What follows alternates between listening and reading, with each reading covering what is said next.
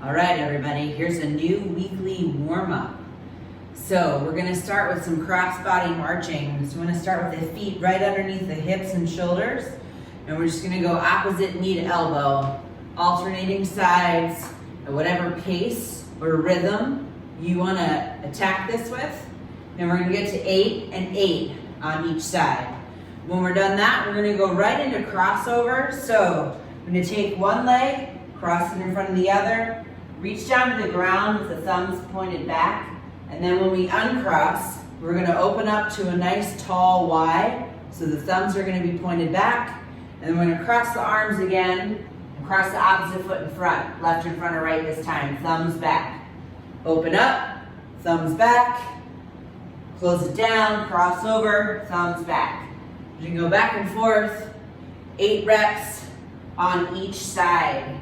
Nice tall, deliberate Ys at the top of each uncross on those crossovers.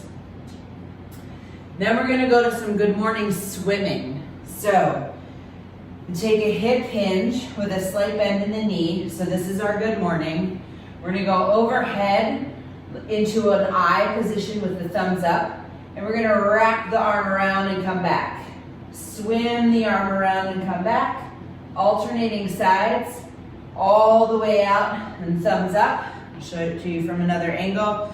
We're gonna have that hip hinge, arms are up. We're gonna palms down, palms up, sweep it up, back to thumbs up, alternating sides for that good morning stretch swimming.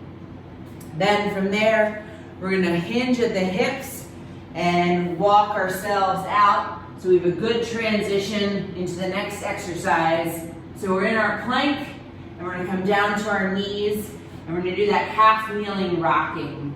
So sitting the hips back and then pushing the shoulders forward, past the fingertips. The one leg is straight at the knee the entire time. Sitting the hips back, pushing the shoulders forward. We'll bring that left leg in and extend the right leg out. Sitting the hips back, pushing forward. Trying each time to just sit the hips a little bit closer to the heel, if you can. We're gonna do about 4 or so on each side. If you really love this, like I do, you can add in a few more reps. And then we're gonna go to our clamshells. So, you're gonna lay on your side, and it doesn't really matter, you can rest your head however you choose. We want to have the feet stacked, and we want the heels in line with the hips back here.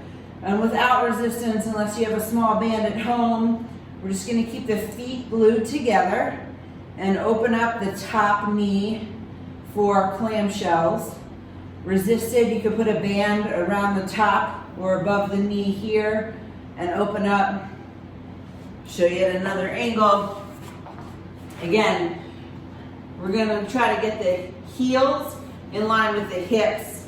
You can also be on your knee, elbow here to do your clamshells opening this way.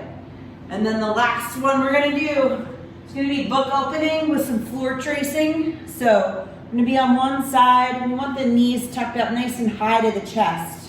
So we don't want them to be below the height of the hips because we want all of our rotation to happen in the upper back.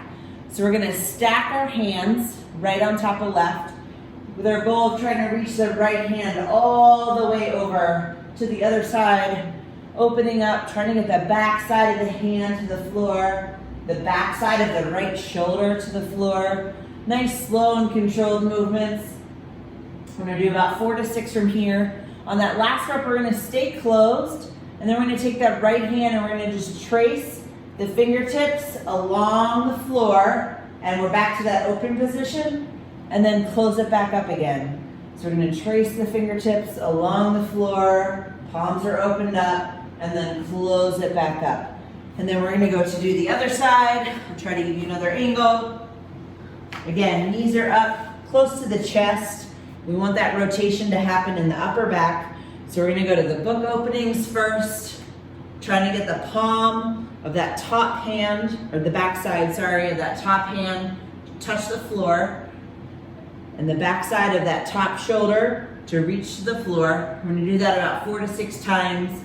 And then when we're closed on that last rep, the fingers are gonna stay in contact with the floor as long as they can to open up to an open palm here, and then close it back up. So fingers, palms down, all the way around, rotate open, and then close the palms back up.